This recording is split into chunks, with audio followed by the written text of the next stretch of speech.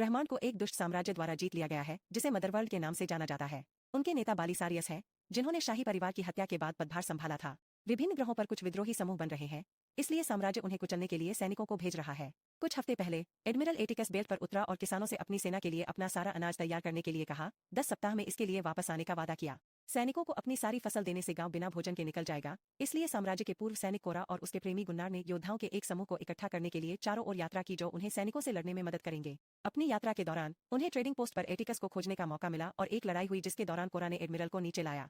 दुर्भाग्य से साम्राज्य एटिकस के शरीर को ठीक करता है और उसे ठीक करने के लिए उसे एक मशीन में डाल देता है। जैसे ही वह बेहतर महसूस कर रहा है, एटिकस ने घोषणा की कि वह बदला लेना चाहता है। इस बीच वेल्ट पर कोरा और वेल्ट अपने गांव में योद्धाओं की टीम के साथ लौटते हैं, जिन्हें उन्होंने इकट्ठा किया है। जिमी नाम का एक रोबोट, जो साम्राज्य से संबंधित था, अपने पल की प्रतीक्षा करते हुए दूर से देखता है। पूर्व सैनिक आरिस ने भी साम्राज्य को धोखा दिया है, इसलिए जब उसका कमांडर फसल की प्रगति की जांच करने के लिए कहता है, तो एरिस दिखावा करता है कि उसकी टीम ठीक है और काम कर रही है, जब वास्तव में कोरा ने उन सभी को मार डाला। एरिस अब गांव की तरफ है और दूसरों को सूचित करता है कि साम्राज्य 5 दिनों में आ जाएगा। जनरल टाइटस सभी ग्रामीणों और टीम को एक सशक्त भाषण देने के लिए इकट्ठा करता है। उनके पास एक विचार है, क्योंकि सैनिकों के लिए अनाज बहुत महत्वपूर्ण है, इसलिए वे इसे अपने घरों की सुरक्षा के रूप में उपयोग करेंगे। इस तरह साम्राज्य इस प्रक्रिया में लूट को नष्ट किए बिना गांव पर बमबारी नहीं कर सकता। टाइटस ने यह भी घोषणा की कि योद्धा ग्रामीणों को सैन्य युद्ध की कला में प्रशिक्षित करेंगे, ताकि समय आने पर वे अपनी जमीन पर खड़े हो सकें। बाद में गुन्नार और कोरा निजी तौर पर मिलते हैं और अंत में पहली बार एक साथ मिलते हैं। एक बार जब वे कर लेते हैं, तो कोरा साझा करती है कि वह एक वांछित अपराधी क्यों है। कोरा बालिस्रियस की दत्तक पुत्री है और वह साम्राज्य के लिए काम करती थी। वह इतनी महान सैनिक थी कि वह अंततः राजकुमार की अंगरक्षक बन गई।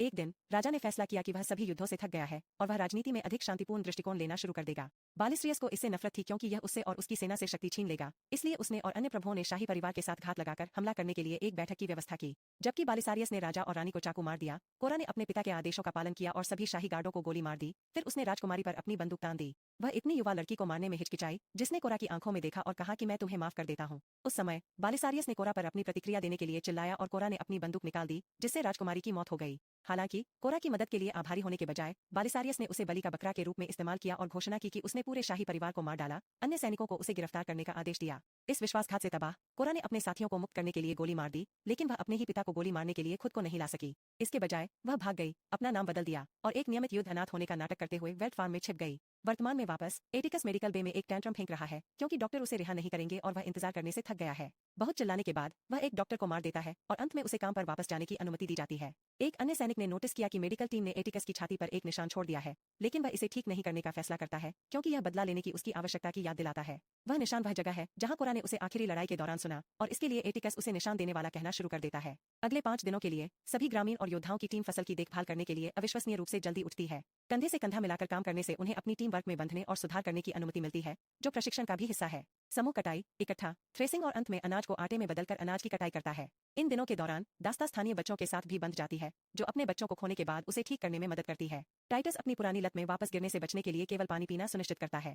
आरिस को अपने कमांडर से कॉल मिलना जारी है, जो सोचता है कि यह अजीब है कि अन्य सैनिक स्क्रीन पर कभी दिखाई नहीं देते हैं। बिना किसी हिचकिचाहट के आरिस का कहना है कि अन्य लोग फसल पर नजर रख रहे हैं, ताकि ग्रामीण उन्हें घोटाला न करें, और वह नौसिखिया होने के लिए फोन ड्यूटी पर फंस गया। हालांकि आखिरी कॉल के बाद एटिकस बता सकता है कि आरिस झूठ बोल रहा है और अनुमान लगाता है कि कोरा इसके पीछे है। जब फसल अंत में खत्म हो जाती है, तो गांव एक उत्सव के लिए इकट्ठा होता है और सैम प्रत्येक योद्धा को एक प्रतीक के साथ एक घर का बना बैनर देता है, जो उनके व्यक्तित्व का प्रतिनिधित्व करता है। फिर भीड़ अंततः बहुत सारे नाचने और पीने के साथ फसल के अंत का जश्न मनाती है। टाइटस सभी के लिए एक सुखदायक उदासीन धुन भी गाता है, जो पहाड़ियों पर जिमी द्वारा सुना जाता है। अगले दिन वास्तविक प्रशिक्षण शुरू होता है, जो खलिहान से सभी अनाज को वास्तविक गांव में ले जाकर शुरू होता है और इसे हर घर के आसपास रखता है। वे खेतों में एक छिपी हुई खाई भी खोदते हैं, उम्मीद करते हैं कि इससे उन्हें आश्चर्य का तत्व हासिल करने में मदद मिलेगी। आरिस अपनी पूर्व टीम द्वारा छोड़े गए सभी हथियारों को बाहर निकालता है और ग्रामीण किसी भी शिकार राइफल और चाकू की तलाश करते हैं जो उनके आसपास हो सकते हैं। कोरा और टाइटस स्थानीय लोगों को बंदूकें चलाना सिखाते हैं, और जबकि कुछ अभी भी ब्लेड से चिपकना पसंद करते हैं, क्योंकि यह खेती के समान है, सैम जैसे अन्य लोग प्राकृतिक निशानेबाज साबित होते हैं। कोरा जिस जहाज में बच गया वह अभी भी पहाड़ों में है, इसलिए ग्रामीण इसे बाहर खींचने और जरूरत पड़ने पर इसे ठीक करने के लिए मिलकर काम करते हैं। आरिस किसी भी मुद्दे का ख्याल रखने के बाद जहाज को लंबे समय तक छोड़ दिया गया है। कोरा इसे एक टेस्ट ड्राइव देता है और पुष्टि करता है कि यह ठीक काम कर रहा है। दुश्मन के आने से एक रात पहले टाइटस बताते हैं कि उन्हें साझा करना चाहिए कि उनमें से प्रत्येक साम्राज्य को क्यों नीचे लाना चाहता है। इस तरह वे अपने बंधन को मजबूत कर सकते हैं।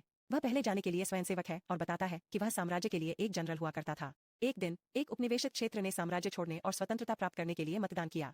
हालांकि बालिसारियस ने उनकी इच्छाओं का सम्मान नहीं किया और टाइटस को अपनी टीम के साथ राजधानी पर आग खोलने के लिए भेजा। टाइटस ने इस तरह के आदेशों का पालन करने से इनकार कर दिया और उसके जहाज को गोली मार दी गई, लेकिन उसकी टीम ने फिर भी उसका समर्थन किया। साथ में उन्होंने साम्राज्य के खिलाफ लड़ाई लड़ी, फिर भी वे आसानी से प्रबल हो गए, इसलिए टाइटस ने एक सौदा पेश किया, अपने पुरुषों के जीवन के बदले में उनका आत्मसमर्पण। उनकी याचिका को नजरअंदाज कर दिया गया और उनके सामने उनकी पूरी टीम को मार दिया गया। तब से टाइटस उन सभी मौतों के कारण दोषी महसूस करता है और फिर कभी साम्राज्य के सामने आत्मसमर्पण नहीं करने की कसम खाता है। टाइटस की कहानी से प्रेरित होकर अन्य योद्धा भी अपना हिस्सा साझा करते हैं। मेलियस भी एक विनम्र खेत से है, लेकिन उसके लोगों ने लड़ने से इनकार कर दिया और सैनिकों को सब कुछ दिया। किसानों को पकड़ लिया गया और पूरे ब्रह्मांड में श्रम शिविरों में भेज दिया गया, जिससे मेलियास एक खनन अभियान में समाप्त हो गया। एक दिन प्रतिरोध आया, सभी साम्राज्य सैनिकों को मार डाला और दासों को मुक्त कर दिया। तब से मेलियस उनके साथ लड़ रहा है। इसके बाद नेमसिस साझा करता है कि वह मछली पकड़ने के एक छोटे से गांव से आती है, जिसे दुर्भाग्य से साम्राज्य द्वारा नष्ट कर दिया गया था। सभी स्थानीय लोगों का कत्ल कर दिया गया और नेमसिस को उसे देखना पड़ा। वह स्त्री, इसलिए उसने उन छिपे हुए हथियारों की खोज की जो गांव ने पुराने दिनों से रखे थे जब वे शांतिवादी नहीं थे। उसने पहले कभी खून नहीं बहाया था, इसलिए उसने पिघले हुए धातु के ब्लेड का इस्तेमाल अपने साथ शुरू करने के लिए किया। यह पारित होने के एक प्राचीन संस्कार का हिस्सा था, जिसने उसे अपनी बाहों को यांत्रिक गॉन्टलेट के साथ बदलने की अनुमति दी। जब तारिक की बारी आती है तो वह कबूल करता है कि वह अपने ग्रह का राजकुमार हुआ करता था। उनके पिता राजा ने साम्राज्य के लिए अपनी शर्तों को प्रस्तुत करने की कोशिश की, जिन्होंने अपने शरीर को वापस भेजकर और आक्रमण का वादा करके जवाब दिया। जल्द ही दुश्मन के जहाज तारिक के घर पर दिखाई दिए और बिना किसी हिचकिचाहट के पूरी जगह को नष्ट कर दिया। उसकी माँ रानी इसे नहीं ले सकती थी और तारिक को खुद को हटाना पड़ा। तारिक भविष्य में अपनी रक्तरेखा को संरक्षित करने की उम्मीद में एक शरणार्थी परिवहन में छिपकर भाग गया। सभी को साझा करने के बाद टाइटस कोरा से अपनी कहानी मांगता है, लेकिन वह केवल यह कहती है कि वह एक युद्धनाथ है और वह एक साम्राज्य सैनिक भी हुआ करती थी। टाइटस को संदेह हो जाता है जब वह अधिक नहीं जोड़ती है, लेकिन वह दबाता नहीं है।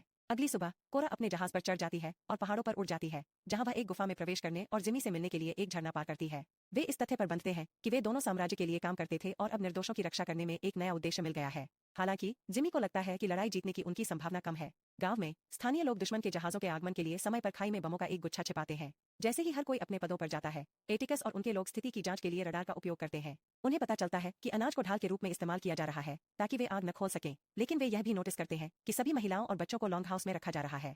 एटिकस ने घोषणा की कि वह वहां पुरुषों को भेजते समय कोरा के साथ बातचीत करने का नाटक करेगा। जल्द ही वेल्ट और एटिकस पर छोटे जहाजों का एक झुंड कोरा से मिलता है, जो सैनिकों को अनाज लेने और बिना लड़ाई के छोड़ने की पेशकश करता है ताकि वे रक्तपात से बच सकें।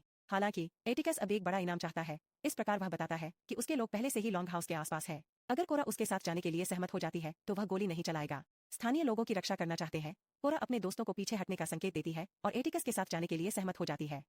सबसे पहले वह गुन्नार को अलविदा कहती है, जो उसे खोने से इनकार करता है और शहर की घंटी पर गोली चलाने के लिए उसकी बंदूक चुराता है, जो लड़ाई शुरू करने का संकेत है। लड़ाके छिपने से बाहर आते हैं और तुरंत आग खोलते हैं, दुश्मन के जहाज को उड़ाते हैं और सैनिकों को तितर-बितर करने के लिए मजबूर करते हैं। यह गुन्नार और कोरा को पानी में धकेल देता है, एक मौका जिसका उपयोग वे एक वैकल्पिक योजना के लिए एक माउंट पर भागने के लिए करते हैं। विस्फोट ग्रामीणों को ऊपरी हाथ देता है और जल्द ही साम्राज्य के सैनिक सभी जगह गिर रहे हैं। उग्र एटिकस खाइयों में कूद जाता है और ग्रामीणों को उनके संगठन को परेशान करने की कोशिश करने के लिए करीब से मारना शुरू कर देता है। कुछ जीवित सैनिक अपने जहाजों में भागने की कोशिश करते हैं, लेकिन ग्रामीण उन्हें जल्दी से नीचे लाने के लिए उन पर बम फेंकते हैं। लॉन्ग हाउस में सैनिक फट जाते हैं और नेमेसिस उन्हें अपने ब्लेड से लड़ता है, जबकि एरिस और सैम अपनी बंदूकों के साथ बैकअप प्रदान करते हैं। दास्ता एक अद्भुत योद्धा है और वह अपने दम पर कई सैनिकों को नीचे लाने का प्रबंधन करती है, लेकिन वे बस आते रहते हैं। आखिरकार एटिकस खाइयों को छोड़ने का प्रबंधन करता है, जिसे वह सुरक्षा के रूप में उपयोग कर रहा है, और इसे लॉन्ग हाउस के पास जहाज में बनाता है। जैसे ही वह सवार होता है, एक ग्रामीण कूदता है और उसे अपने चाकू से मारने की कोशिश करता है। हालांकि एटिकस आसानी से कुछ चालों के साथ उस पर हावी हो जाता है। अपने ही ब्लेड से आदमी को मारने के बाद एटिकस ने शरीर को जहाज से धक्का दिया। उसी समय कोरा और गुन्नार अपने पुराने जहाज पर चढ़ जाते हैं और इसे गोली मारने का नाटक करने के लिए एक धूम्रपान बम का उपयोग करते हैं। क्योंकि यह एक एम्पायर जहाज है, दुश्मन सोचता है कि वे सैनिक हैं और उन्हें मुख्य जहाज में प्रवेश करने दें। दोनों एम्पायर गियर के साथ अपना चेहरा छुपाते हैं और बेहोश होने का नाटक करते हैं ताकि उन्हें अस्पताल ले जाया जा सके। गांव में वापस टाइटस और तारिक अपनी अपनी टीमों को लड़ने के लिए प्रेरित करने के लिए शक्तिशाली भाषण देते हैं। वे बिना किसी डर के सैनिकों से मिलते हैं और एक भयावह हमला करते हैं। लॉन्ग हाउस में नेमसिस लड़ना जारी रखता है, हालांकि दुश्मनों की संख्या बढ़ती रहती है और जल्द ही उसकी यांत्रिक भुजा कट जाती है। सैम भी प्रबल हो जाता है और उसकी बंदूक नष्ट हो जाती है, लेकिन इससे पहले कि वह मारा जा सके, आरिस उसे नीचे लाने के लिए सैनिक पर कूद जाता है।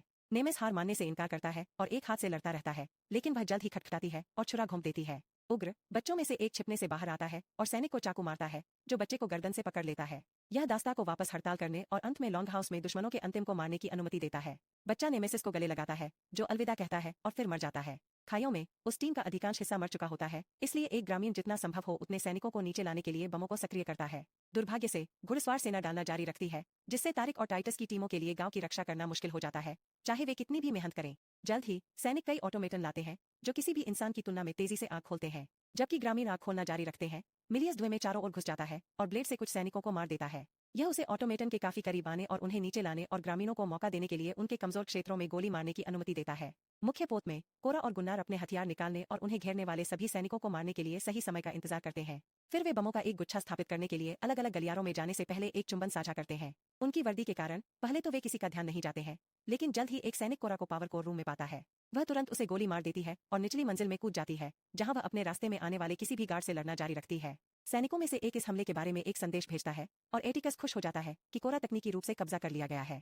क्योंकि वह सफलता का टिकट है, इसलिए वह अपने आदमियों को गांव पर आग लगाने का आदेश देता है। अनाज या सैनिकों की परवाह नहीं करता है जो वे इस प्रक्रिया में खो सकते हैं। गांव में एक और ऑटोमेटन और भी अधिक सैनिकों के साथ आता है और स्थानीय लोग आशा खोने लगे हैं। अचानक जिमी युद्ध के मैदान में दिखाई देता है और एक उत्कृष्ट गति से आगे बढ़ना शुरू कर देता है। वह दुश्मनों के एक झुंड को मारता है और उसे उड़ाने के लिए ऑटोमेटन के अंदर जाता है, जिससे ग्रामीणों को फिर से लड़ने का मौका मिलता है। जहाज में वापस गुन्नार कोरा के भागने का इंतजार कर रहा है। हालांकि कोरा दुश्मनों का सामना करती रहती है और हर 2 कदम पर लड़ना बंद नहीं कर सकती। वह एक सैनिक से एक ब्लेड चुराती है और एटिकस से मिलती है, जबकि उसके लोग तोपों को तैयार करते हैं।